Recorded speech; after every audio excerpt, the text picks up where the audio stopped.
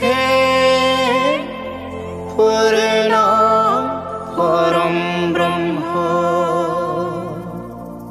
ज्योतिस्वर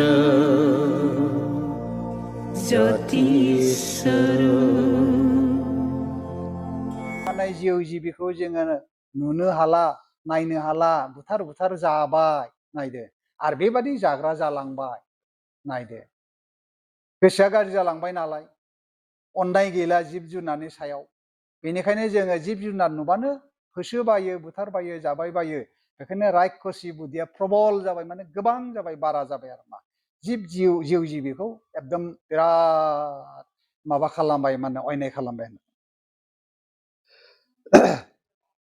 অনাদিকাল হইতে প্রচলিত যজ্ঞাউটির প্রথা বিচ্ছিন্ন হইয়া রাক্ষসী বুদ্ধি প্রবল হইয়া জীব সকলকে নানা প্রকার উৎপীড়িত করেছে आं आरो नैबेवहाय फैनोसै बहुद गोलावथ' ओमफ्राय फैबाय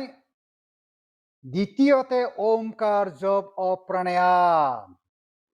नैथियाव ओमकार जप अप्राणायाम ओमकारानो जाहैबाय गावनि मुं मा होनदों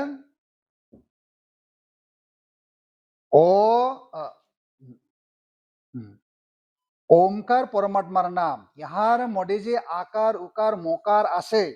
ताहा ब्रह्मा विष्णु महेश्वर बोलिया कल्पित है नायदो बे गावखौनो ब्रह्मा सोरजिग्रा विष्णु खांग्रा बाग्रा महेश्वर लांग्रा अ उ म अनि सोदोबथिया अनादि आदि अक्षय अव्यय अमर उनि सोदोबथिया जौनाय देरनाय लावनाय मनि सोदोबथिया माप जिउ जिबिया गासैबो माप दं देरथारनाय लावथारनाय जौथाबाय देरथाबाय बे मोनथाम सोदोबा बे मोनथाम सोदोबनि सोदोबथि दं आरोखि दा बेखौनो ब्रह्मा विष्णु महेश्वरबो होनबावदों ब्रह्मा महरै नों सोरजिबाय विष्णु महरै नों खांबाय बाबाय फेदेरबाय फोलावबाय महेश्वर महरै फिन लांफिनबायनो बेखायनो जन्म बिबाह मृत्यु होननाया बे रावानो এই एकाक्षर ओमकार ताहाराय परमात्मार नाम परमात्मा सदगुरु परम गुरु এই নিমিত্তে ओम सदगुरु বলিয়া আন্তরিক ভক্তির সহিত তাহাকে মনে মনে ডাকিলে অর্থাৎ ओम सदगुरु এই মন্ত্র জিহ্বার দ্বারা উচ্চারণ না করে অন্তরে জপিলে তিনি অন্তর্যামিন नायदो बियो ओम सदगुरु होननानै ऋषि मुनिफ्रा सानखांनानै दोनबाय बेनिखायनो बेखौ जप खालामनायाव ओम सदगुरु नमः ओम सदगुरु नमः ओम सदगुरु नमः होनोना ओम नमः होनो बेबादि जप खालामनायाव गोसो गेरेङै गोरबोजोंसो सिरि सिरि नोङो सालायखौबो मावहोनो नाङा गुस्थिबो मावनाङा गोरबोजोंसो नामदों मने मने नामदों बहाय ओम सदगुरु बोले आंतरिक भक्तिर सहित ताहाके मने मने डाकिले ओम सदगुरु এই মন্ত্র জিহ্বা দ্বারা উচ্চারণ না করে অন্তরে জপিলে তিনি অন্তর্যামিন नायदो बेयो मिथिनो गोरोंखा गोरबोनि खोथाखौ मिथिग्राखा होननांगोन गोसो गेरेङै सिरि सिरि जोङो जप खालामनांगौ गोसोखौ थालोआव गावखौ गोसोखांहरदो ज्योति स्वरूपखौ गन्थंजों मोदोमफ्रु मोदोमनायखौ बोखोनो नाजादो गोरबो सिङाव ओम नमः बा ओम सदगुरु होननायखौ नोङो हुदा खालामदो बिदिनो नोङो 1 मिनिट 2 मिनिट बेसेबां हायो ध्यान खालामदो आरो मा जप खालामदो आरो मा गोसो गेरेङै सिरि सिरि जों जप खालामफिनदो आरो मा যাহার তিনি অন্তর্যামিন অন্তর হইতে ভাব গ্রহণ করে সাধকের ইচ্ছা মত ফল লেন बे অন্তর্যামিনखायनो साधकफ्रा जाबादि माने जब खालामो जाबादि ध्यान खालामो बियो मिथियो मिथिनानैनो बे साधकफोरनो जाबादि फिथाइ होनांगौ बेबादि फिथाइखौ बियो होयो आरो मा नायदो नों मावदों मोजां मावदों मोजांनि फिथाइ गाज्रि मावदों गाज्रिनि फिथाइ बेखौ मोनखागोन स्वाभाबिकखा बेनिखायनो जोङो मोजाङै मावनानै दिन थांनो हाब्लानो नोंहा सुख आरो नों जुदि बानानै थायोब्ला नोंहानो दुख बेनिखायनो बै परम कल्याण गीतायाव लिरनाय दङ नङाना दुख निवृत्ति सुख प्राप्ति अंतकरण शुद्ध हुआ ज्ञान उदय तेज बल प्रकाश दुखु जालाखौ बेनो होखारो सुखु गोजोनखौ बेनो होयो बेनिखायनो बेखौनो दुर्गा इनि जीव गुणेर दुर्गति नाश करे सेजন্য इहाके दुर्गा माता बोले जिउ जिबिनि दुखु जालाखौ बेनो होखारो बेनिखायनो बेखौ दुर्गा बिमा होनना इनि काल जम भय नाश करे सेजন্য इहाके काली माता बोले जिउ जिबिनि गिनाय बे गिनायफोरखौ खोमसि समाव गियो जिथिया स्रां खालामना होबाय जों गिगाबाय बेखौ गिगा होनायखायनो बेखौ समनि बिमा काली बिमा होनो इनि सरस्वती बिमा केन बोले होनदों बे सरस्वती बिमाखौ जों मानो बुंनांगोन जोंनि गोरबोआव बंब्लंखौ सरस्वती अर बिमाया दामनानै होयोब्ला जों रायलायनो हायो जों मेथाइ खननो हायो जों मोसानो हायो जों खननो हायो जोङो थांनो फैनो हायो किन्तु बे सरस्वती बिमाया गाव जोंखौ फुथुयोब्ला जों उन्दुलांबाय रायलायनो रोंला जोङो थाबायनो रोंला जोङो सिखारनो रोंला गोदो ओलो ओलो जों उन्दुलांसिगोन बेबायदि आरो बेनिखायनो बेखौ सरस्वती बिमा যাহার কৈলাস বৈকুণ্ঠ প্রভুতির ভোগের ইচ্ছা তাহাকেও তদুর ভোগ দেন जायहा बै कैलासाव थांनानै जब खालामा मानो खालामथों जायहा बहाबा थांनानै जब खालामा मानो खालामथों बेहा बिदिनो बे माबाखौनो मोनहैगोन बिनि फिथाइखौनो मोनहैगोन होनदों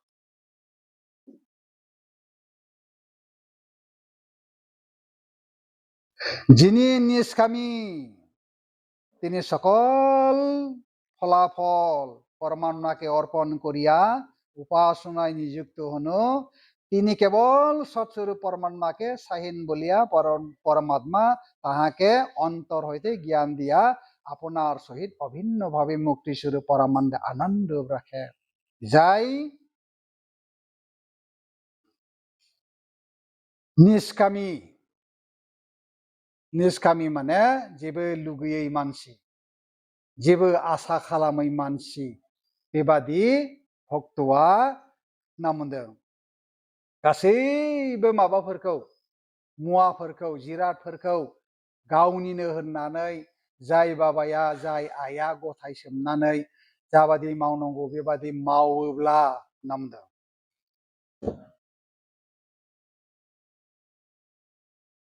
बेखौ बिनि गोसोखौ गोथार खालामनानै गावजों लोगोसेयैनो लाफानानै गोसो खुसियै जिउ खांबाय थागोन बे से साधक पुरुष आर पाप पुण्य हयते लिप्त हनना बे भक्तआ बे आइया माब्लाबाबो पापजों बियो माबानाय नंला आरो लिप्त जानाय नंला आरो बे पापनिफ्राय बारग'नाय जाहैबाय मोजां खामानि मावबाय जितिया माब्लाबाबो पापनि खामानियाव बे आगान सुरला पापखौबो मावला आरो बेबायदि ओमफ्राय एसे आं माबाना बुंबावनोसै नामेर कोन क्षमता नाय जिनि चेतन ताहार क्षमता नामा माब्लाबाबो गोहो गैया आंहालाय आंनि नामालाय मा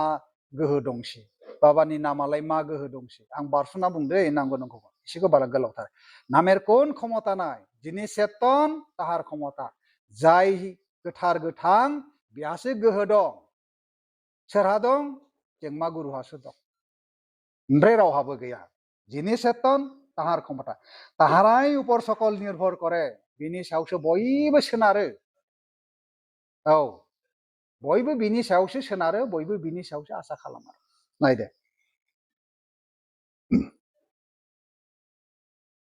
परमात्मा मन्त्रेर बाध्य नहेन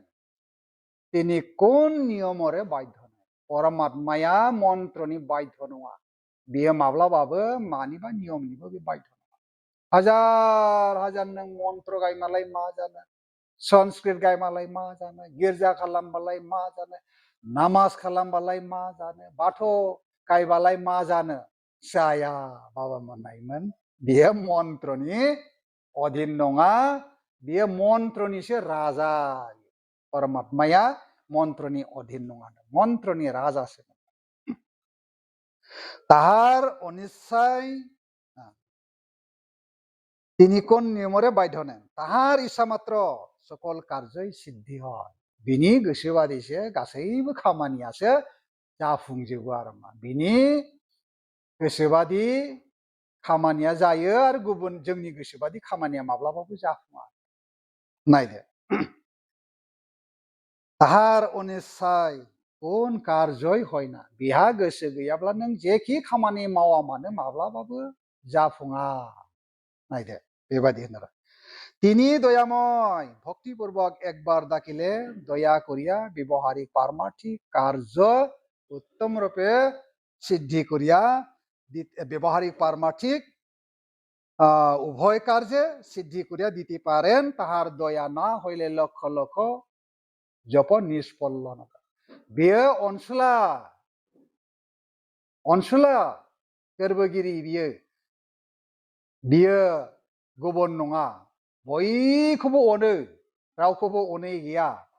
बेयो गावनिनो फिसा जेरैहाय जोङो बयखौबो अनो जोंनि फिसाफोरखौ रावखौबो माइगाब जुजाब खालामा थिग बिदिनो बियो रावखौबो अनै गैया তিনি দয়াময় দয়া করিয়া দয়াময় ভক্তিপূর্বক একবার ডাকিলে দয়া করিয়া ব্যবহারিক পারমাर्थिक उभय कार्य सिद्धि करिया दिते पारेन बेखायनो मोजां भाबै जोङो जेब्लाबो भक्ति खालामनांगौ भक्ति खालामबासो खुलुमब्लासो बिनि बोसोनखौ मावबासो माने व्यवहार पारमार्थिक मोननै हाबायाव मोजां भाबै जाफुङो आरो ताहार दया ना हले लख लख जप निष्फल बे जुदि गोसो जायाब्ला अनाब्ला लख लख नों जप खालाम जाया होनदों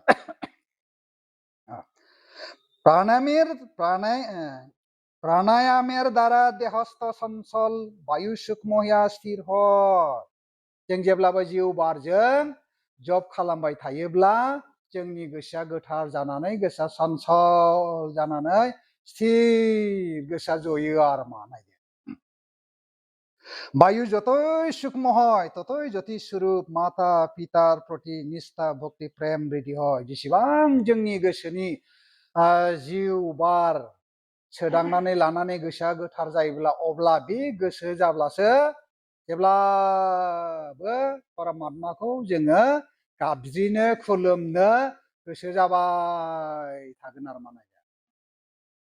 बेसेबां मोजां बोसोन होलांनाय दं आरो बिनिफ्राय नैबाव फैदो टाइमाबो बहुद माबा थांबाय तृतीय थामथियाव ज्योति स्वरूपेर ध्यान आरो धारणा ज्योति स्वरूपनि ध्यान आरो धारणा होननांगोन चन्द्रमा सूर्य नारायण ज्योति स्वरूप विराट पुरुष अनादि बर्तमान यहाँ की भक्ति पूर्वक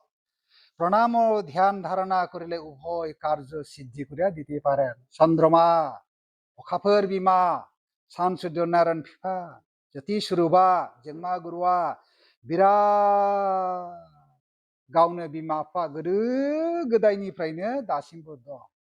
याके भक्ति पूर्वक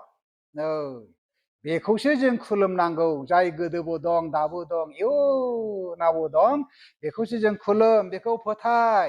बेखौ जाय मानसिया फोथायनानै ध्यान धारणा खालामनो हागोन अब्लासो मा होनदों प्रणाम ध्यान धारणा उपासना करले उभय कार्य सिद्धि करिया दिते पारेन गासिबो खामानिया जाफुंजोबगोन व्यवहारिक जा पारमार्थिक जा गासिबो मोननै हाबाखौ बियो सिद्धि खालामगोन आरो जाफुंहोबाय थागोन आरो मा এই নিমিত্তে অতি পুরাকাল হইতে ঋষি মুনি প্রভৃতি জ্ঞানী ভক্তগণ সূর্যনারায়ণ বিরাট জ্যোতি গুরু মাতা পিতা आत्माते उपासना द्वारा परम पद पाया আসিতেছে बेनिखायनो जों जेब्लाबो आरो गोदोनि मानसिफ्राबो ऋषि मुनिफ्रा बेखौ जेब्लाबो खुलुमनायनि गेजेरजों ज्योति स्वरूप बिमा बिफाखौ उपासना खालामनायनि दारै मा जादों परम पद मोनगासिनो दं जेरैहाय दा नै बाबामोन आरो बै बाबामोनहा गोदोनिफ्राय उपासना खालामबाय जग खालामबाय दिनै नैबे थाखोसेयाव थाबाय थाखोनै फैबाय स्टेप बाय स्टेप गोजौआव परम पद होननानै बिराद गिदिर बिबान एबा मुंखौ मोननानै खामानिखौ मावबाय थानो हादों होननानै बुंलांदों आरो दा नै बाबाया गोजौ आसनाव मोनबाय खामानिखौ मावबाय थानो हाबाय रुसिल बाबाबो गोजौ आसनाव मोनबाय खामानिखौ मावबाय थानो हाबाय बिराज बाबाबो गोजौ आसनाव मोनबाय खामानि मावबाय थाबाय जेनेबा आंबो मोनबाय परम पदपाया आसिथिसिन माने सायख'जाबाय थायै थायै थानानै गोजौ लेभेलाव बिबान गिदिर मोनहैगोन नामदों परम पदपाया आसिथिसिन बिदिनो थालांबाय जालांबाय थासिगोन जेरैहाय माने रुंसारिबो जालांबाय बेफोरबादि आरो मा इहार शरणागत हो बिनियाव शरणागतन जा दिखाला नामदों इनि सकल बिपद मोचन करिबेन बियो गासैबो दुखु जाल्लाखौ बियो होखारगोन इहा हयते बिमुख हइया जिब गण नाना कष्ट भग करितेसे बेखौ नेवसिनानै थानाय मानसिफ्रा बिराद दुखु खस्थ सैनांदों भुगिनांदों रैखा जायाखै आरो मा बेबादि खस्थनि गेजेरजों जोङो सैनांगोन आरो मा प्रत्यक्ष देखो विश्व ब्रह्मांडे नाना रूप स्थूल पदार्थ आसे नायदो साननानै विश्व ब्रह्मांडआव अनेक मुवा बायदिसिनाफ्रा दंगासिनो दङ आरो मा अग्नि সংযোগ বিনা এই স্থূল পদার্থ কখনোই নিরাকার হইতে পারিবে না बे मुवाफोरा अरजों जुदि जग जायाब्ला अर लगायाबा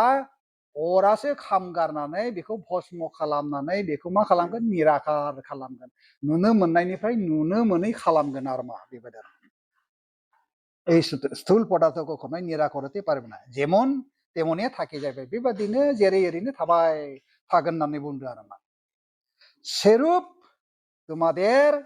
অন্তঃকরণ নষ্ট बिदिनो नोंनि अन्तरखौ जे नस्थ खालामगासिनो दं माया नामदों अन्तःकरণ नष्ट अज्ञान आशा तृष्णा लोभ लालसा काम क्रोध मोह भय যার দ্বারা তোমারা সর্বদা পীড়িত হইতেছে बे अज्ञाननि दारैनो जोङो मा खालामबाय आसा जोङो जेखौ मोना बेखौनो आसा खालामबाय थानोसै थांगासिनो थांबाय नोङो होद आं उमुक लादोंमोनलै उमुकखौ आङो मोननांगौलै जेनेबा अफिसावनो थांबाय आरो जेनेबा मोनाबाबो होसोगासिनो थांगासिनो थाखा फैसा खहा जाबाय गावनि देहायाबो ओंखाम उखैबाय दै गांबाय बेफोरखौ लानानैबाबो नों होसोगासिनो मानि दारै नोंहा अज्ञाननि दारैनो नोङो जेखौ मोना बेखौ मोनैखौबो नों होसोगासिनो सेरुप तुम्हादेर अन्तःकरण नष्ट अज्ञान आशा तृष्णा लब तृष्णा उखैनाय लब जागासिनो नोङो लालसा खालामबाय थागासिनो नोङो कामना खालामगासिनो नोङो क्रोध मोनाबाथाय नों रागा जोंलायबाय मत सरजाबनाय नोङो होसोगासिनो जे बुस्थुआ मोना बेखौ बोरै मोननो नोंलाय मोनैनि थाखायनो नोङो मा जाबाय रागाबो जोंबाय आरो रागा जोंनानै थानानैबो हयथ' नोंहा देहाबो खस्थ जाबाय थाखा फैसाबो लस जालांबाय बेसेबां लस जाखो मानि दारै सेरुप तुम्हादेर অন্তঃকরণ নষ্ট অজ্ঞান आशा तृष्णा लोभ लालसा काम क्रोध लोभ मोह भय যার দ্বারা তোমারা সর্বত্র পীড়িত হইতেছে जायनि दारै जे नोङो जेब्लाबो फिदिं जागासिनो दं मानि दारै अज्ञाननि दारै मा होनदों नायदो যার দ্বারা তোমারা সর্বত্র পীড়িত হইতেছে তেজময় জ্যোতি স্বরূপ সংযোগ বিনা কখনোই তাহার নির্বাহ হইবে না জ্যোতি স্বরূপ জন্मा गुरुजों जेब्लाबो नों जग जायाब्ला गियान आबिर्भाव जायाब्ला माब्लाबाबो नोंनि बे गाज्रि साननाय भाबा